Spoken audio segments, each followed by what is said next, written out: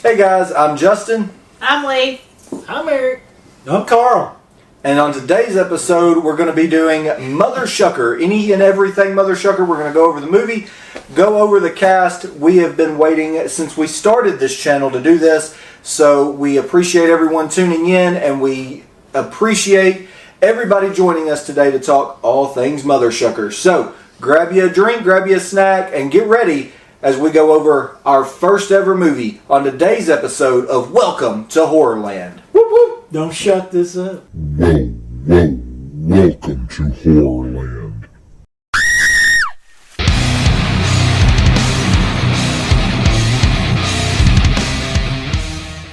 Alright guys, so we are back on episode 5 of Welcome to Horrorland. And this is one, like I said, we have been waiting to do this. This is the main reason we started the YouTube channel. This movie is something that the four of us came together and did. And we have waited all this time to share it with everybody. We've shared glimpses. We've shown sneak peeks. But this is going to be where we go all in. And we're going to give all the gruesome, gory details of Mothershucker. So It's lit. I mean, as you can see, we legit made a movie. we did it. We shot it in about 3 days. Carl and Eric had a few extra days because we filmed them a couple different times. But I mean, really and truly, I mean, I guess we just start at the beginning. You know, like where, the mask. Everything starts with an idea. This right here. We were at Full Moon Horror and Tattoo in Nashville back in March. April. So bear in mind, April is when this kind of came together. Literally, we were standing at their booth.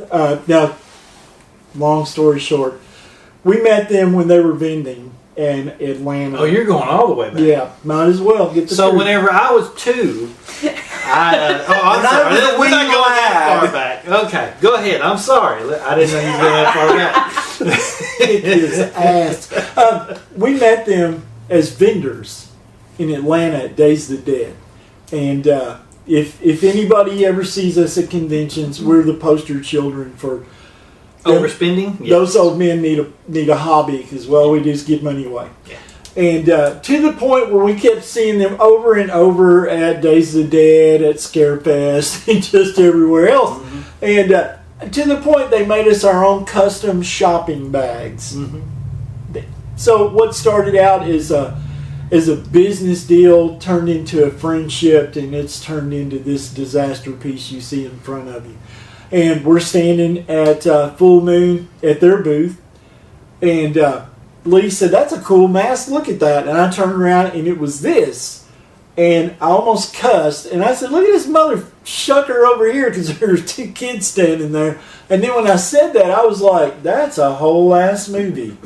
And everybody's like, what? And literally, we went to dinner that night and wrote this whole movie in, 15 minutes? Maybe? It didn't take Had long. the entire idea, the entire train of thought, 10, 15 minutes. And with no script, with literally a bunch of strangers that never knew each other, that had never met. They knew some of their friends, I knew some of ours, none of us knew each other's. I mean, it was just the most random thing.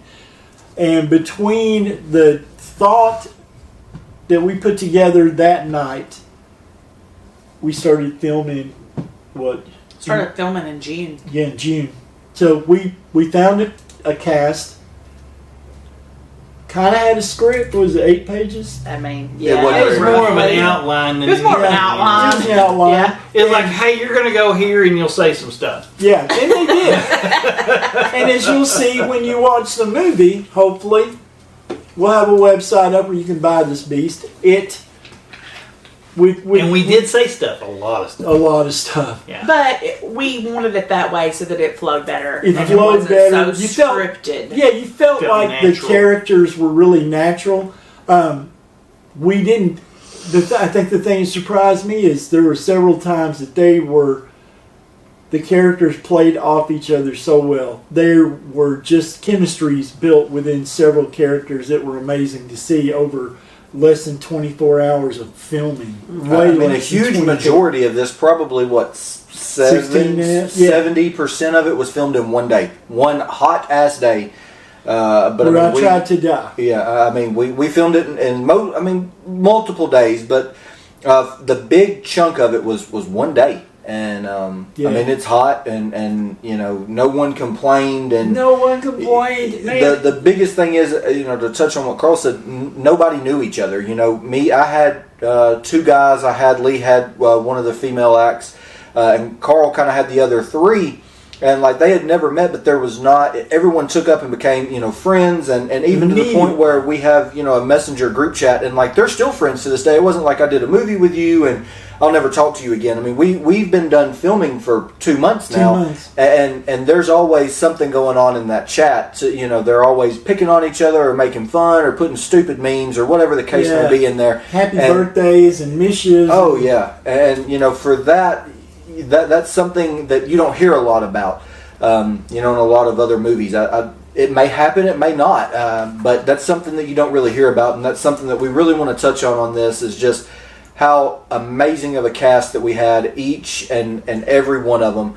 And we all want to give each and every one of them their due. So in this episode, again, we'll be going through each and every one. But one of the big things I guess we'll start off with is we know how we got the mask, but as you can see here, the Blu-rays in front of us, we've got the poster back here in the back, and I want to give a huge shout out to Terrence Muncie for doing the artwork for our Blu-rays. He is someone who we met through vending conventions, and my walls in my media room at home are covered with his art. I love it. It's a very cartoony style. But it's so vibrant. Yes, the colors really, it just pops. And so one morning at breakfast, we were like, hey, we had come to look for filming locations with Carl. And I was like, hey, let's message him and see what he'll do. So he messaged back and commissioned this artwork for us, and it is on the cover of the Blu-ray. So Terrence, if you're watching this, we do appreciate you, and we appreciate you doing our art, and it is something that I love. I absolutely love it. I think he did an amazing job, and I hope it stands out. All these movies you buy, they have a legitimate cover, or if they're drawn in a stylistic, like real picture turned art kind of style, and this is something completely different. Yeah, and I absolutely love it. So. Yeah, it's not a static photo of a cast member or the mask or whatever. It's his interpretation of literally a picture of me standing in the cornfield is what that was, and that's his artistic interpretation of it. And I could not be more happy. Yeah, He also did our business cards, which I have one over here somewhere. These are. This is the second picture he did for us, and probably can't see it this far back, but it's just the head, and it is so cool.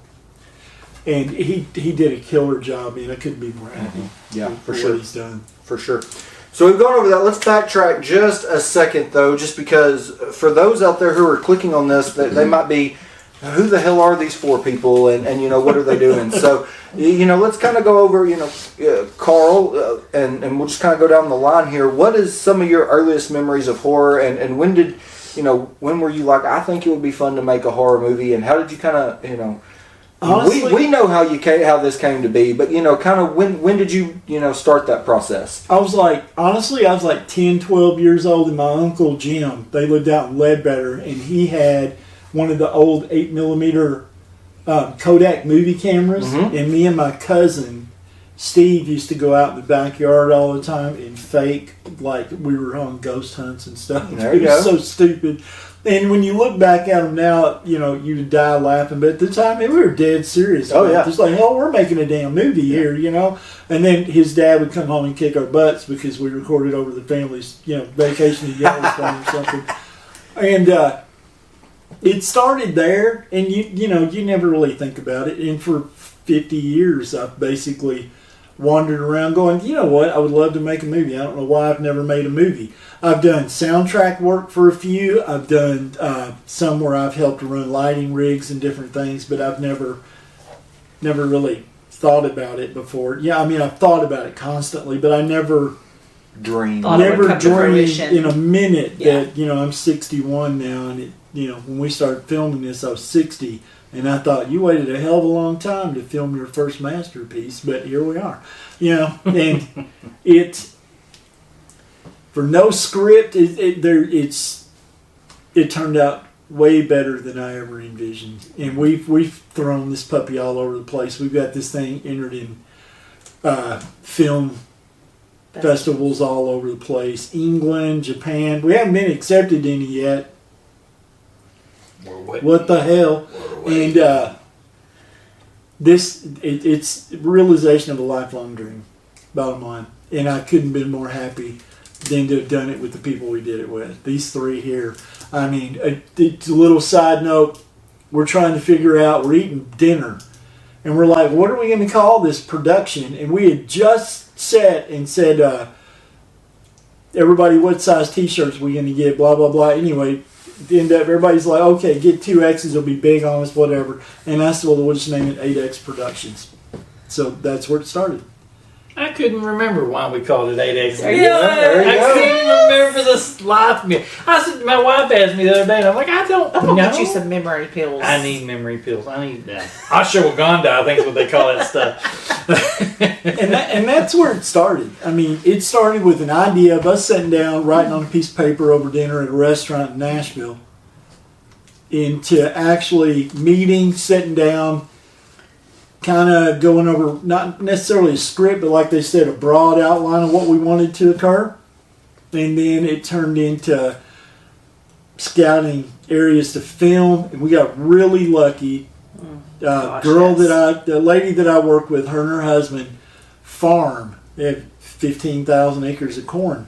And I said, jokingly, hey, we're going to make a really bad horror movie. Can we use your farm? And I was expecting, hell no, insurance won't allow that. And they were the most gracious human beings you have ever met. Not only For a us, moment, but all of us running around in their cornfield. all of us. We're out there running all over their cornfield, running all over their farm. We're shooting. Well, we tried to be respectful using a small portion. Yeah, we did. I mean, we didn't want to run Making over it sound people. real bad. We were really nice to the corn, okay? Well, as nice as you could be. And, they let us film around their equipment. They've got, it's been amazing. And I'm going to throw it out there. It's on the back, it's on the CD, but it was Carrie and West Kitchens in Salem, Kentucky. Thanks to them, we had a legitimate place to film this. And that would make sense because, it's Mothershucker. It's got to be in a cornfield. Mm-hmm. And from that point forward, putting together a cast, which I don't know if anybody's ever done that. I'll be honest with you. The hardest part of sucks. it. The hardest I part would of just it. like to say people suck. Which we'll get into here in a minute when we go over the cast. But Eric, what was kind of your first memory, your introduction to horror? When did you know that this was something you kind of wanted to do? I remember very explicitly my first memory of horror was it was 1970. Well, I'm going to age myself. 1978, I think it was. And Exorcist came on network television on Channel 6, I think it was. NBC. And I pissed myself and slept in my sister's bed for a month, I think it was. Kept seeing stuff outside the door. It was crazy. And I was obsessed ever since then. I've spent the rest of my life watching everything horror I could. I think my first naked lady was the girl from The Howling. No joke. Yeah, nice little fact for all you people out there. Yeah, as far as movies go, I knew I wanted to be involved in movies from a really young age. I also knew I lived in Kentucky and that wasn't going to happen. So I gave up on that dream in my 20s, and then I met this fool. And we started talking about all kinds of Several years ago. Yeah. Well, several, more like almost 20. And it just kind of snowballed from there. We ended up spending all of our time together and Writing doing all scripts, this. trying to write movies, and Yeah. we have a date night on Thursdays where we Yeah. watch some of the really high quality independent horror movies. I tell him to keep his hand to himself, and he's kind of handsy. But anyway, as far as the rest of it goes, I mean, the best part for me was meeting you two, Yeah. No, really, you can ask. I'm being real here. I told Carl when we first started talking about this, I said the only thing that I want to keep in mind is that this is for fun. Yeah. Money, if we make money, that's fantastic. I'm all for making money, people, but if I'm not having fun doing it, I don't want to do it. And they made it fun. This has been a blast. And it was stress free, which is what I need because I'm kind of a high strung individual, and I have had a blast. Every minute has been great. And we're notoriously not real social people. Yeah. And generally speaking, we bring out the social life They in do. you guys. They do. We go from not wanting to be around anybody to like when we're going back down there. Yeah. So. Yeah, and it's fun. It's been fun. We traveled with Martin in Salem is where it was shot at. So, and we got to know each other so much better. So. So Lee, you had a little different take on horror before you met me, so I'm diving I'm into down that. to hear this. I was not into horror movies at all before I met him. Bless her heart. And I know. And like, I tried to watch it when I was a teen, and like, it just horrified me. But now my parents didn't watch horror movies either, so I wasn't accustomed to it. We would like have like girls sleepovers and think we're going to watch scary movies. And we did watch some scary movies. Like I remember Candyman and Texas Chainsaw and, you know, some of those things. But as a rule, we didn't watch horror. And so, and honestly, for probably the first, I don't know, year and a half we were together, Probably. he still had to be pretty choosy about what I watched. I've broadened quite a bit. I still don't do like the home invasion stuff. Yeah, I don't like that either. I don't know. It's just something about it for me. Probably just too close to home. I do better like if like we're home on a weekend and I can watch it during the day. But like watching something before I go to bed, yeah, I'm not doing it. I'm going to be sleeping with the bathroom light on. Like, you know, I'm still kind of a titty baby when it comes to like really scary stuff before bed. So, so yeah, I mean, horror has definitely not been my thing. But I will say, I mean, this has been a blast. And, you know, much like you guys, you know, we're thankful for y'all and what you've brought to the table for us. And I love that shit. you know, y'all are fun, and you know, we all have different ideas, but we all kind of work together to make it. There's no egos. Yeah, That's wonderful. no, there's nobody getting their feelings hurt. You know, I could say I freaking hate that idea, and y'all be like, okay, it well, doesn't let's make throw it sense, out. yeah. You know. And vice versa, you know, we all have ideas and we don't always agree on things, but we try to make a comparable way to make it fit if that's something that one of us feels strongly about. So, so yeah, I mean, you know, it's been a fun ride for sure. It has. What about you? Yeah, so I mean, I remember some of the earliest memories just being my dad never worked a regular job. He would clean carpets at night. He worked odd jobs. So, you know, during the summer months, especially when I was out of school, we would watch horror movies throughout the day. So that was how I saw, you know, Killer Clowns and Slaughterhouse and Madman Mars. Yeah. Like, I mean, he watched all the obscure stuff. It wasn't just like, hey, here's Halloween or here's, you know, it wasn't just the big stuff. It was the off-kilter kind of stuff too. And I mean, I was hooked from a very young age. And I mean, it's followed me through. And you know, after his passing, we started doing conventions. And, you know, we met the two of you, and I mean, a movie was never anything, for me personally, that was never on my bucket list. I was not one that really sat here and was like, I want to do a movie, mainly because I'm lazy, and I'm like, that sounds like a lot of work. But when you meet people who are like-minded, and Carl and Eric, and you meet someone who is supportive like Lee, it really makes things easier, because actually, you know, the story is, you know, as I put stuff in at night, I watch a lot of low budget stuff, and Lee watches some of that, and she's like, this is the worst thing I've ever seen. And the comment was actually made one night, she was like, we can make a movie better than this. Like, good God, you have the cameras. And so, you know, after meeting Carl and Eric, you know, it kind of became the talk of like, well we want to do a movie, you know, from them. And I was like, I have the equipment, let's do it. And And so you find that friendship and you find that like-mindedness because, again, we're, Kentucky and Tennessee, it's the Bible Belt. I mean, horror is looked at as, if you watch that, you are just the worst person ever. Devil worshiper, it's always something satanic with it, and that's not the case. Yeah. To me, there's no different in someone running around in a mask killing someone and watching a movie with a bunch of explosions, like a war film or something, and then killing a whole entire country. But because in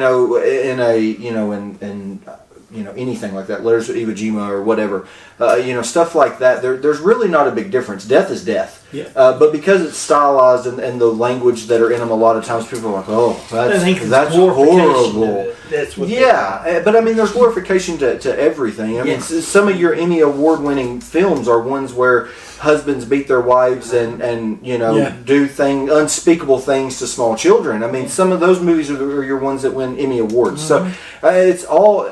If your opinion of horror is that low, that's fine. You're entitled to your opinion, and that's fine. But again, just living in this area, it's really hard to kind of break out and do anything because everyone's just like, no, that's awful. So to meet some like-minded people that literally are just down the road from us that we can hang out with on weekends or in Eric's case through the week because he works weekends, it's been great. It's been, we make it work.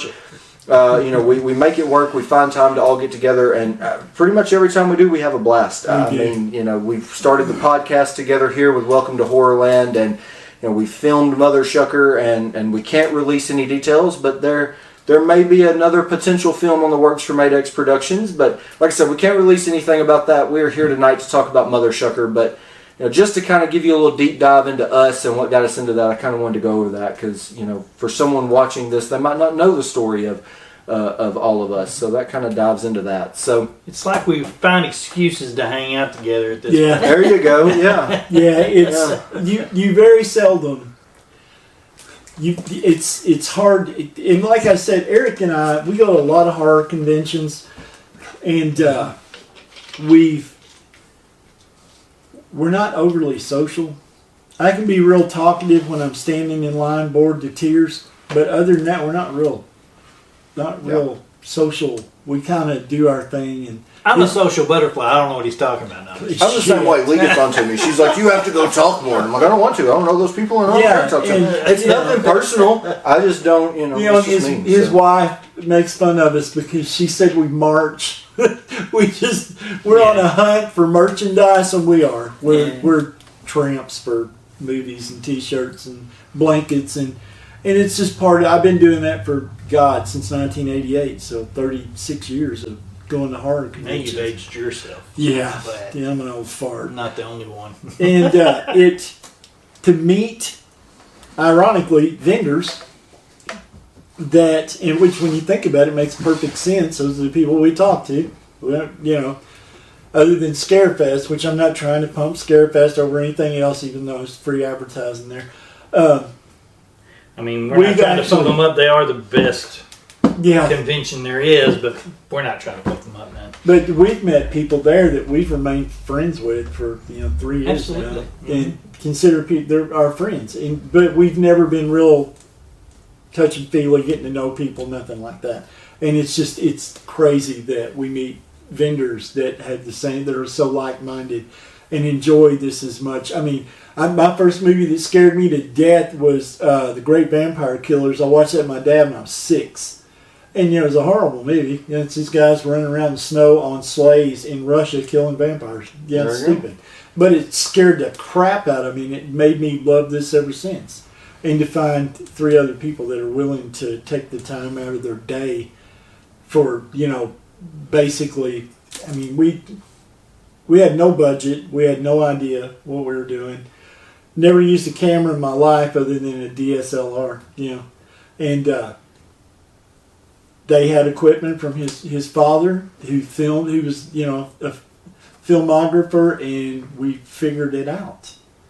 And just decided, what the hell? What's the worst that could happen? It could suck. Oh, well, wasn't food and egg money, butter and egg money, and wasn't $10 million. So we thought, what the hell? And then, quite frankly, I think what we did is better than some of the stuff I watch in bed at night that's low budget. Yeah. And it's. I mean, I'll be honest with you. I'm not afraid to brag on it. I am very proud of this. It is filmed incredibly well, and that's those two. Mm-hmm. It's filmed beautifully, and it's edited great. That's Justin, and it's. I could not. This is our first movie, and are we going to catch heat for it? Yeah, I know people are going to be like, "That sucked," so do you.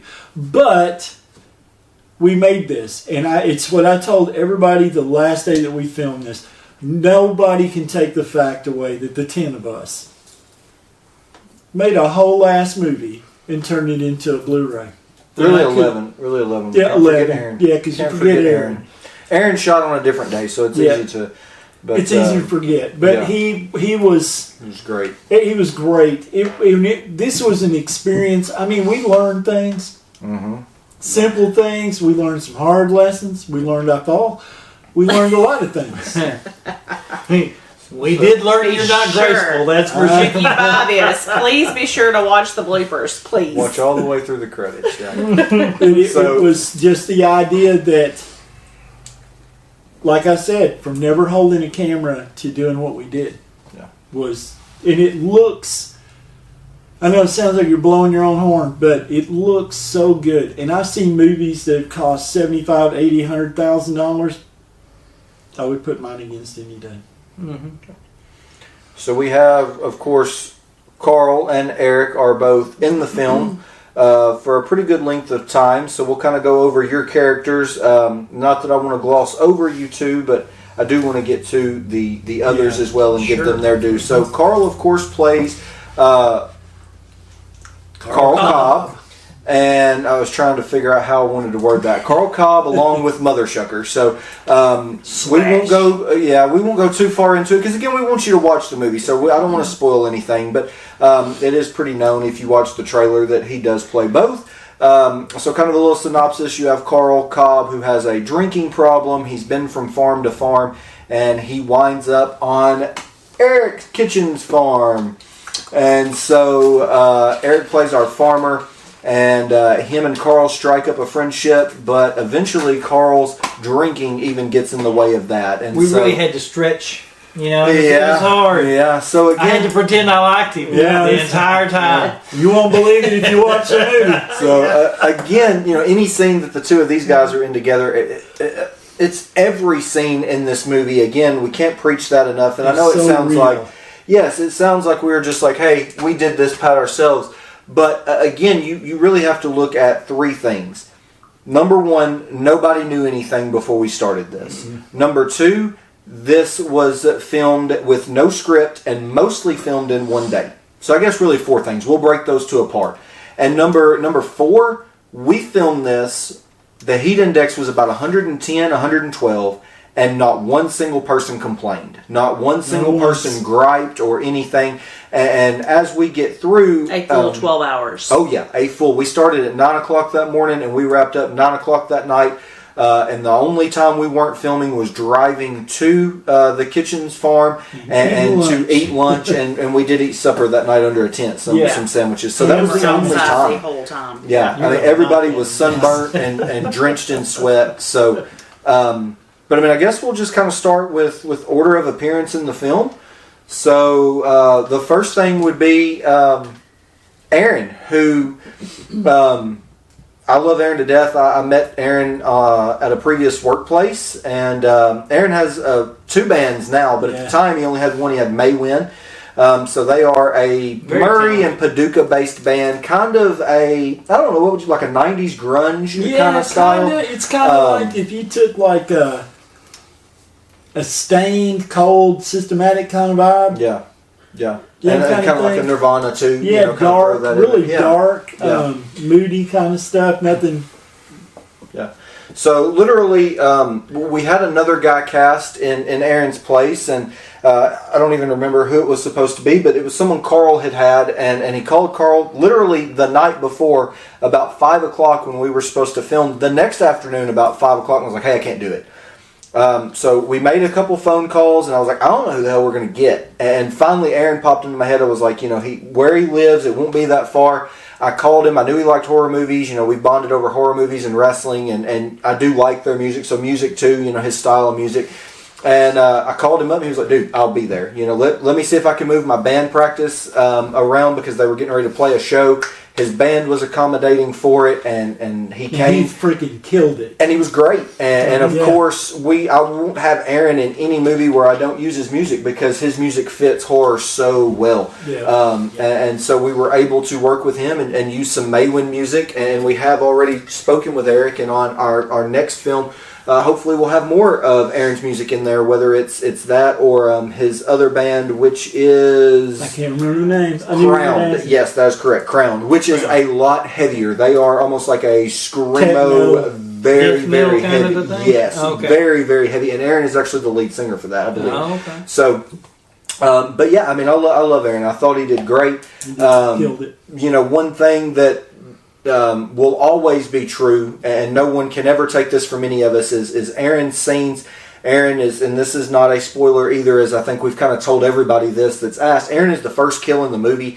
He will forever be the first person we ever got bloody. He will be the first person that we ever got killed in one of our movies. No one can ever take that away from him, and he did such a great job. And again, this was literally no script. It was, I called him at 8 o'clock at night and I was like, hey, can you meet us in Salem at 5 o'clock tomorrow? Dude, I'll be there. And he was. And we said, this is what we need you to do. He was there maybe an hour. We filmed his scenes and he was gone. I mean, he did a great job. No time. Yeah. And just absolutely freaking killed it. Yeah. Yep. Just couldn't great. be happier. I mean, not only that, he's a hell of a good guy. He's just a hell of a good guy. Yeah. And super, super talented. Yeah. So, next up, let's see. I'm trying to think in order of appearance here. I'm going to save Ty for last. I'm going to save Best for last. So, Ty, if you're watching this, you'll have to keep watching a little longer. But next up, I guess we'll just kind of go through. We'll do. Let's just pick one out of the hat. Let's pick Whitney. Whitney. I worked with Whitney. I'm an ER nurse. I've been an old beat up ER nurse for almost 40 years. And I worked with Whitney in the ER for a while. And me and her have always been friends. I love her to death.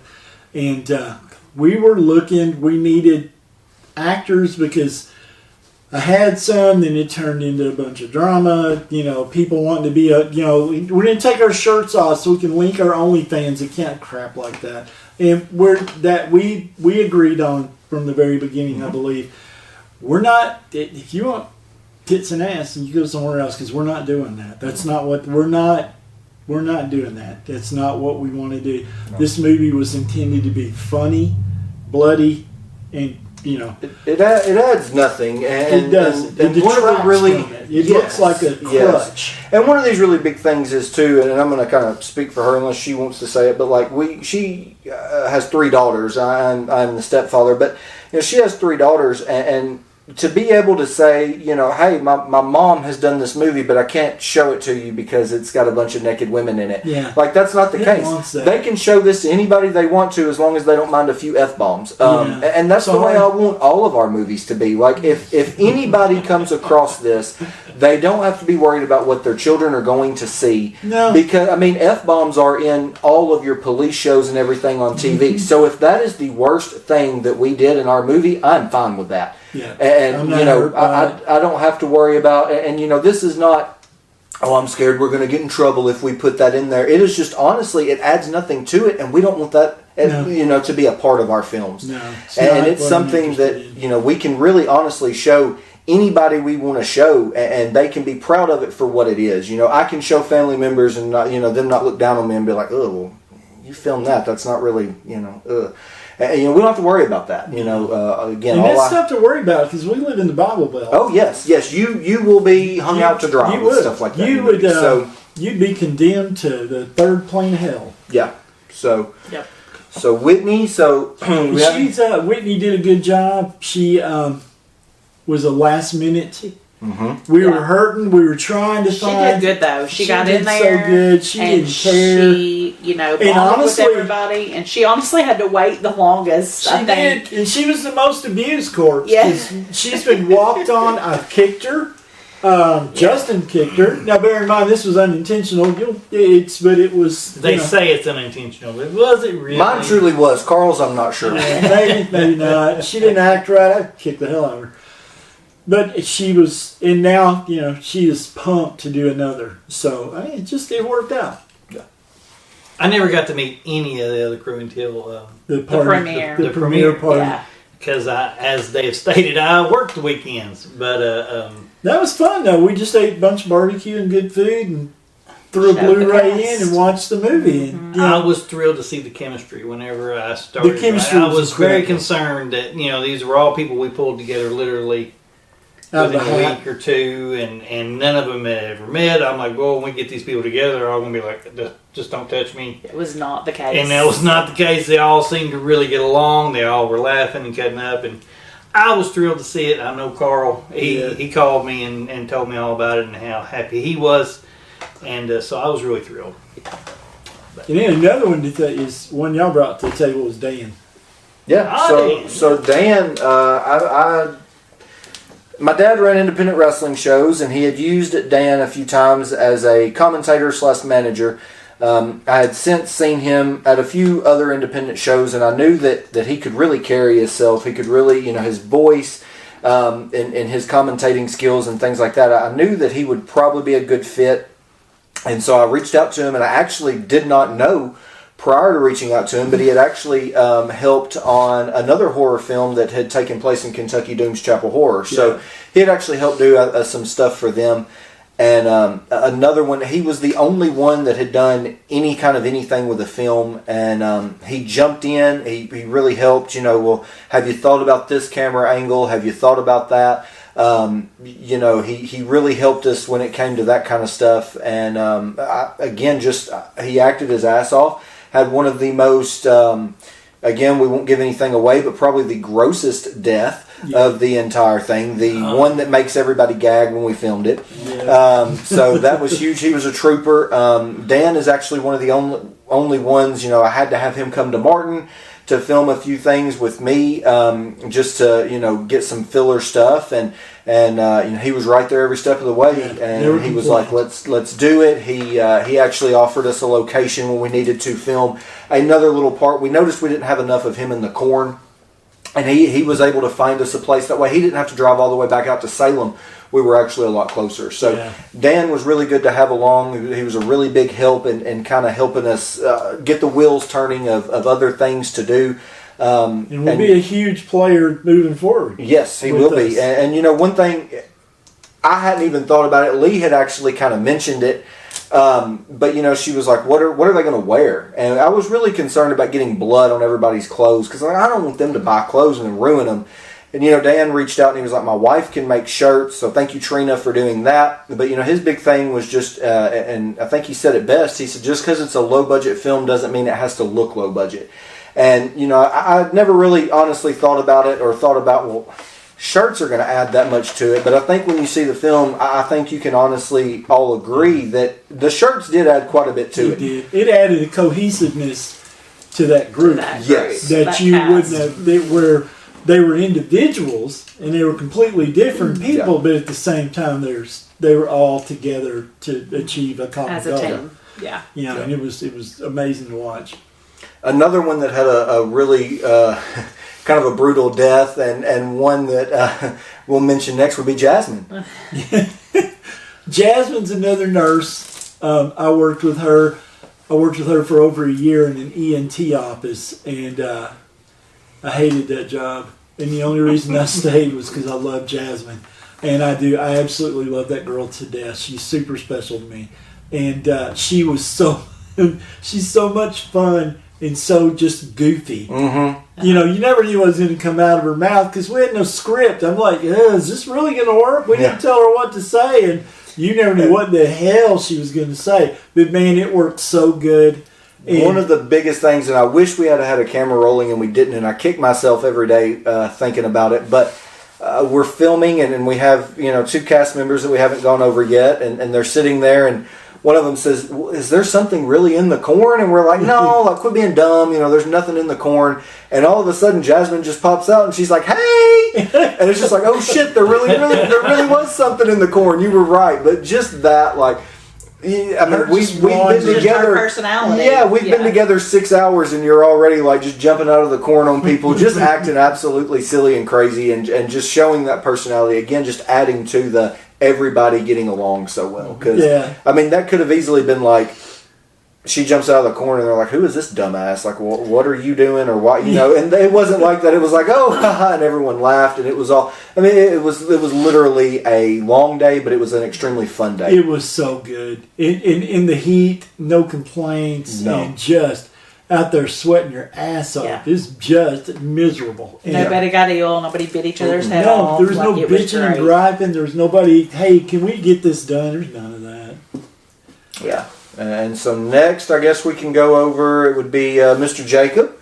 So he was next on the list, and Carl, you picked him as well. He is actually the son-in-law of a good friend of mine. And we were looking for people, and I'm like, do you know anybody that acts? Do you know anybody that wants to act? Do you know anybody that wants to do a movie for free? Because you're going to get lunch and then a pat on the back. See ya. And Jacob ended up being really, really into it. He's always wanted to act. He's always wanted to be in movies. And he agreed to come on board. And he was in the movie probably The most. one of the One of the longest, One of the longest. And I will say he was so timid at first. He really was. He didn't want to talk. No, but he really came out of his shell Yeah. and, you know, kind of got, once he got used to the camera being there and... Then understood. Then he just ran with it. Yeah. And he was funny with Jasmine. It was... Yeah. And he was actually somebody that had to come out for a second day. Yeah, he had to come back out and film some stuff. Yeah. That because we were running short. Him and Jasmine, we hadn't filmed any of their we hadn't filmed any of their deaths. We hadn't filmed anything with them yet, as far as they needed to be together. Yeah. And he came back out. He was sick too. He had migraine. He came back out and He sucked it up and done the deed. Yep, absolutely. So I guess we've got what we've been through. I don't want to miss anybody, so I think we've got everyone. I guess next on the list would be Miss Kara. Mm-hmm. It's my baby. So Kara is somebody that used to work for me, and she just has the best personality. Like she is the sweetest, most personable little, college student you would ever meet. And she didn't know anything about anything. I just needed an actress for like a day. She was scared to death of me in that damn suit. And did a fantastic job. She was great. Oh my gosh, her personality just shined through, and I was so proud of her. And she did a great job. I mean, she had a hard time. She was all smiles. She had a hard time playing a serious. Yeah. If anybody knows me that watches this, I cuss like a sailor. I do. He does. I do. I'm gonna have a lot to apologize for in a different life. I usually have to pray before I get in his car. And Yeah, because I'm like, this mother, I let it roll. I could give a shit less. But this girl is. I'm ashamed to admit this. This girl is so sweet. I'm not kidding you. She is an absolute little angel. I felt so bad about the way I was talking to her and about her that we literally went back to the house and overdubbed different. The only overdub of the entire, not overdub, but the only trash talk of the entire movie that we had to shoot twice because Carl felt bad. I mean, the only one. And I did. I felt horrible. I'm like, God dang, I can't talk to that little girl like that. It was pretty rough. It was pretty rough. I'm like, this bitch dumb as a box of rocks. And then we got home, we're watching it back. I'm like, oh, that baby's too sweet. I can't do that. If that was my kid and this old fart's chasing her around talking to her like that, I'm going to whip his ass. And I felt terrible. We went back and recut my lines over her because she is an angel. She really, truly is. Yeah. So, unfortunately, everybody that we have asked will be part of the next production. Unfortunately, though, we have had the opportunity to speak with Kara, and she will not be able to due to Super work busy. and school schedule. She's just super busy. But we hope to have her back on another production later on because she was great. She was. And again, she was Absolute another one. pleasure to work with. She was another one. It was literally, we had someone cast for it, and then it was, I want to do OnlyFans, and we had to recast, and Lee came up with her on the fly, and she was like, I don't think I can act. And we was And like, she you're did doing shit. it. You can ride with us, and all. She was great, absolutely great. And you hate to say, oh, she's a natural. She was a natural. She was great. She just fell into the part, Yeah. sucked it up, Fell absorbed literally, it. you know. Literally. Well, again, You you got to watch it to see it, but But you'll hear it. It's like, ugh. She plays really well off of Ty, if I remember right. Oh Yes. yeah, she did. Yes. Correct. So They speaking of developed the Mr. Ty, chemistry. Yes. Speaking of Mr. Ty, I think Ty Blade, Jonathan Payne, whatever you want to call him. I call him Ty. His real name is Jonathan, but I've known Ty for probably 20 years of my life.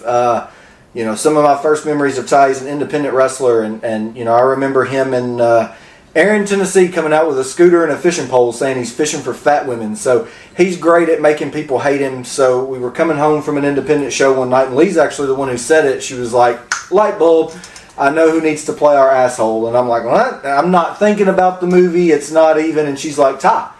And it could not have been a better choice. Ty did a phenomenal job. And again, he's another one that we have signed on to do the next one. And just a shout out to Ty if you're watching this, man. I love you like a brother. I am proud of all the things that you have accomplished and overcome. And kind of something I wanted to do on kind of a side note that, you know, when my dad passed away, a lot of the wrestling community, air quotes, you know, oh, we were friends with him and oh, we did this, that, and the other. And you see them and they turn their heads and act as if they don't know you, they don't speak to you, and they go the other way. And I had a really big struggle internally with myself asking Ty to do this movie because I was scared that it was going to be, I'll do it because of your dad. But I truly feel like after he got out there and he saw that it was actually a whole ass movie, and now that he has agreed to do a second one, I think he does it because he truly enjoyed it. So I don't go to a wrestling show without, you know, if Ty's there, without getting a hug and him telling me he loves me and be careful going home. He does the same to Lee, my mom, and my grandparents. So that kind of shows you when you watch this, he's such an asshole, but he's the kindest asshole you will ever meet. And I love him. he is absolutely great. And Ty, you truly do mean more to me than you will probably ever know. And I appreciate all that you've done, and I really appreciate you doing this for us and being a part of it. So I love the brother to death. But they will never trust the two of us ever. no, they cannot be trusted. We go to the show the other night, and I have to tell Carl it is a family show because Ty can get a little rough, but it actually wasn't Carl that we had to worry about. It was the 75-year-old penis cutter.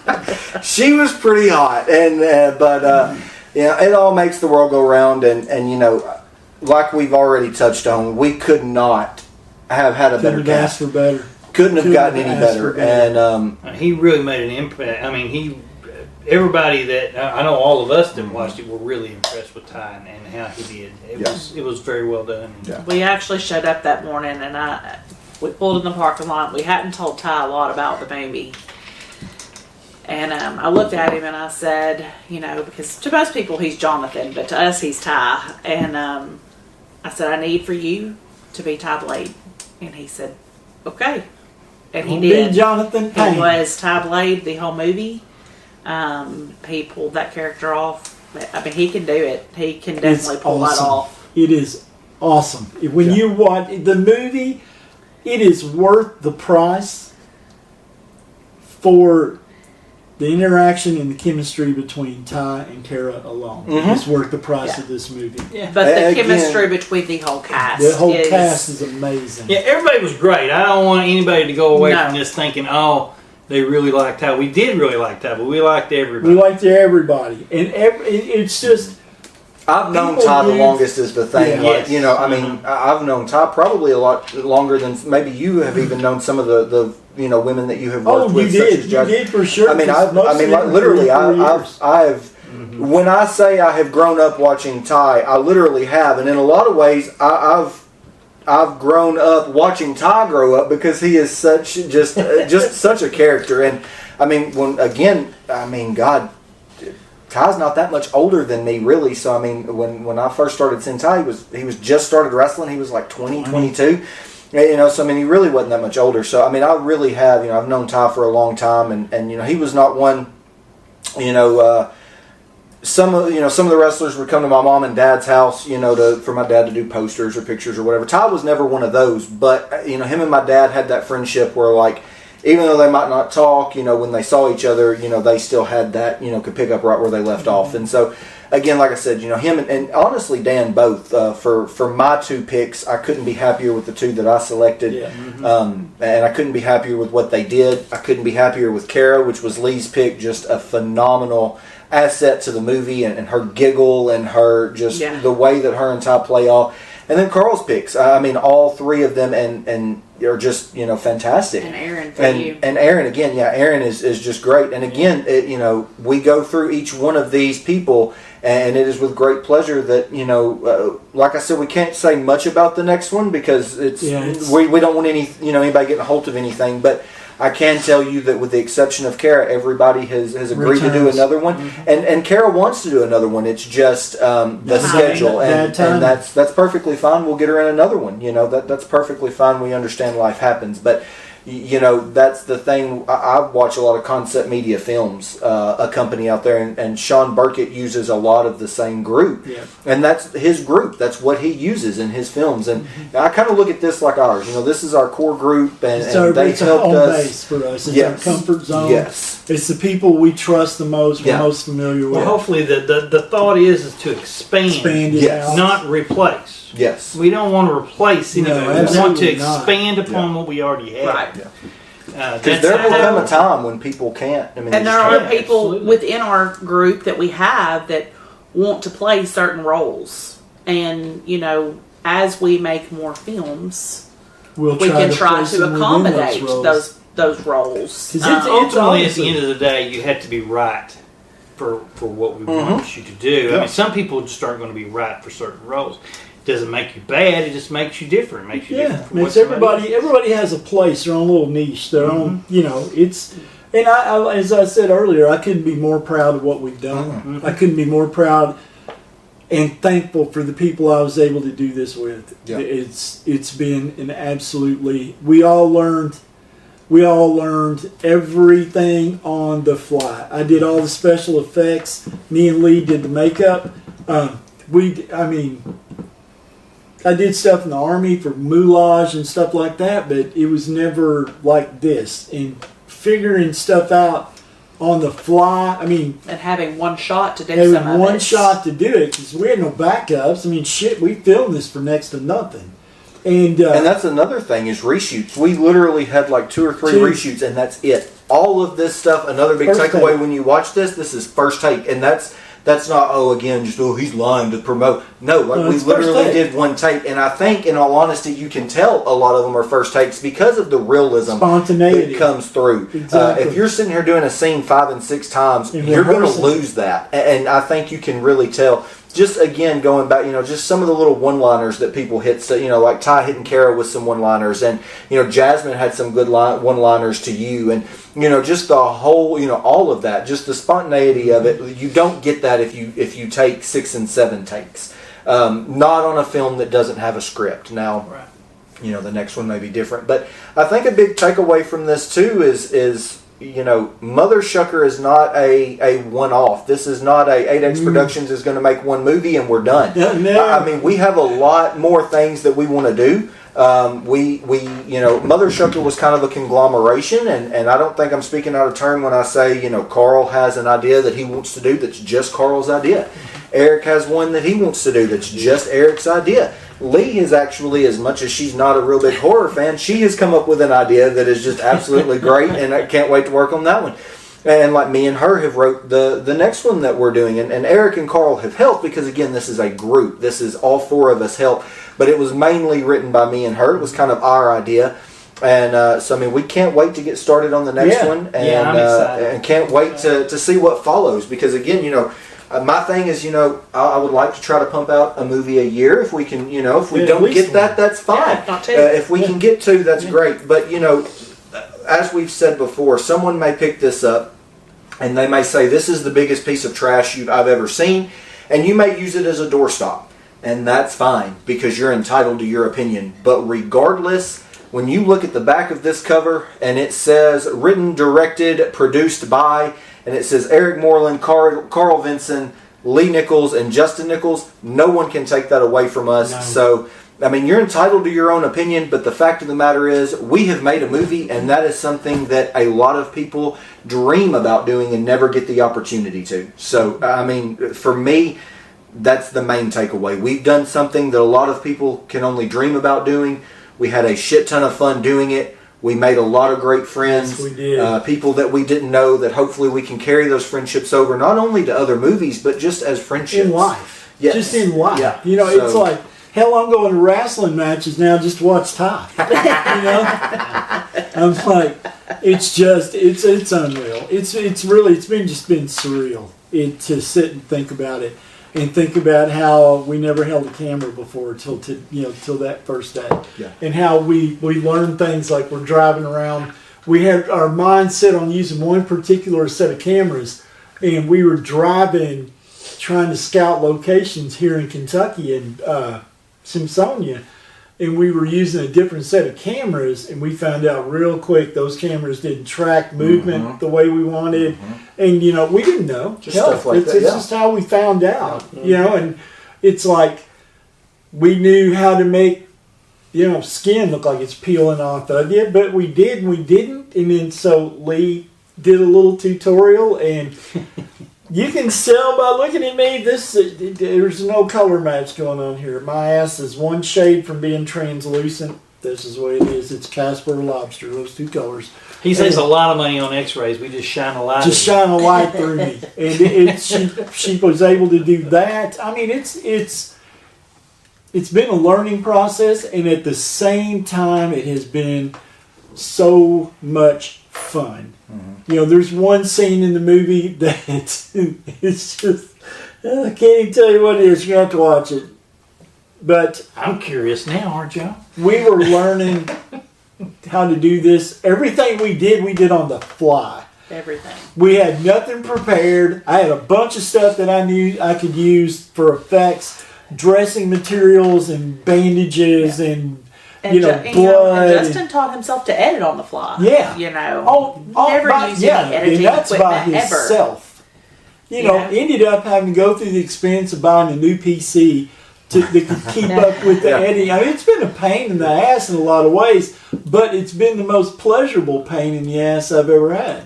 I think that's the funniest thing about the whole thing for me is when every time we would go and see another part of it edited, we just kept on saying, "Man, Justin, y'all are doing such a good job." We said it so many times. I think I'm doing overkill. I just keep telling him It's just how good a job he's doing. But it's because every time I seen it was better and better and better and better. It's just and better. every time. And then I'll be honest with you, I know it's our movie and we're beating a dead horse, but it's the God's honest truth, man. It is a super. It flows so good. It's super coherent. It flows. The editing makes sense. It's not choppy.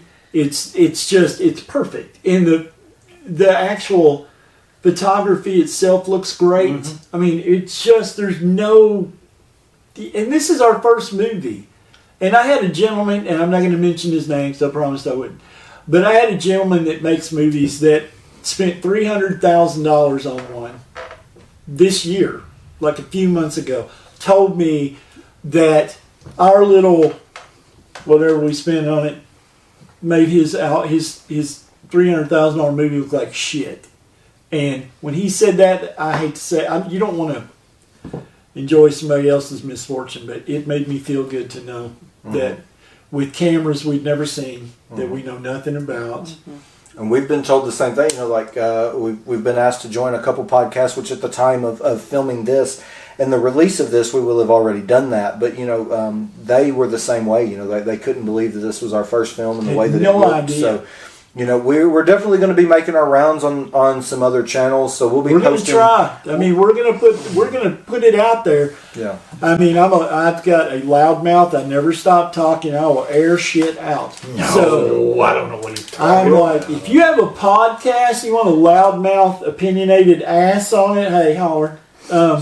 But our goal right now is to really push this. And as much as you want to say, well, it's not for profit. I mean, yeah, we would love to make money. But more importantly, I just want to see people enjoy some this enjoyment. and laugh. Get some enjoyment out of a horror I comedy. want somebody. There's nothing I like more than making people laugh. It won't I even love hurt my feelings if they come back and be like, whew, that was terrible. And I'll be like, cool. Thank you. Again, because no one can take what you've done away. Yeah, so, it's ours. We did this. It's still sitting on my entertainment center right in the middle. So we're responsible. So these will be available on Blu-ray at our Horrorland Media booth at every convention we do going forward.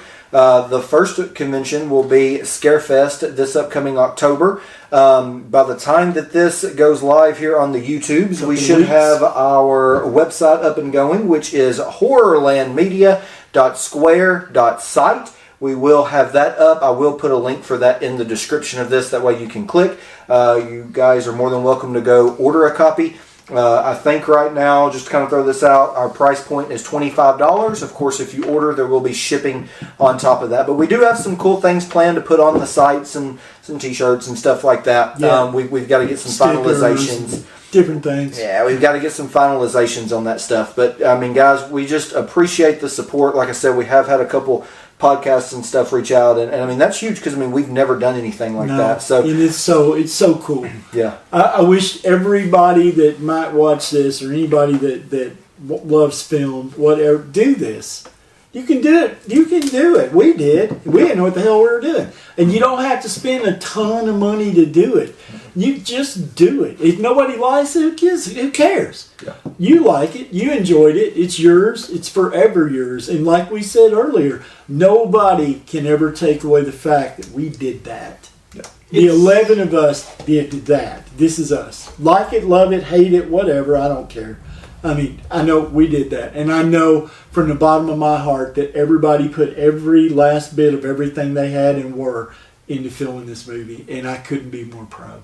It's actually funny that you say that because I remember, I don't mean to drag this on any longer than it has to be, but we were at a convention with Damien Leone from Terrifier, actually, and Carl was talking to him on camera because you were doing GoPro. Yeah, it was and GoPro. he said basically word for word what you just said. I don't think you even remember, but he's like, are you trying to make something out of this? He goes, are you trying to do movie? And you said yes to all the above. I said, yeah, he said, I'd just like do to. it. He said, just do it. Don't think about it. Don't think about why you can't do it. Just go out and do it. He said, that's what I did.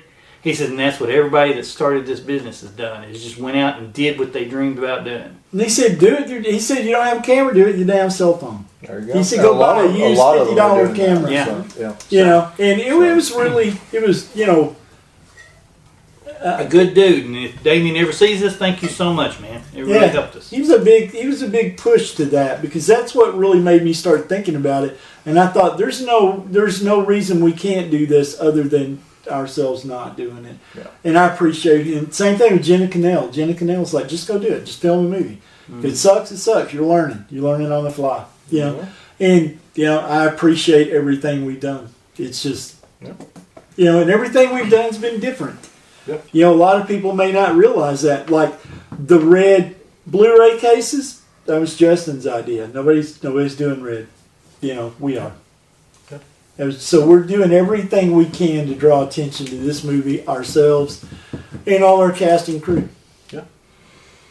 So guys, last week's episode was kind of long, so we'll go ahead and end this one there. But we do appreciate all the love and support that you guys have shown us. Thank you all. We hope that this movie finds as many avenues to be shown as it possibly can. If you buy it off the link on this video, by all means, drop us a comment what you thought about it. Even if you think it sucks, drop us a comment. Let us know. Feedback is what we're looking for. Absolutely. Next week, we should be back with our September collection update, so I'm sure that'll be fun. I've got to get ready to get chewed out after all the money that I've spent. I promised September would be better. I lied. It's pretty rough. We did go to Horror Hound. But regardless, we do appreciate everybody. Hit the like button, hit the subscribe button, hit the little bell notification. That way you know when we upload, because right now we're not on an upload schedule. I'm uploading whenever I get the chance. But like I said, these are available now, $25, horrorlandmedia.square.site. If you're coming to Scarefest in a couple of weeks, we will have them available there. So by all means, pick you up a copy. And we hope to see you next week on our next episode of Welcome to Horrorland. Peace. Don't be corny.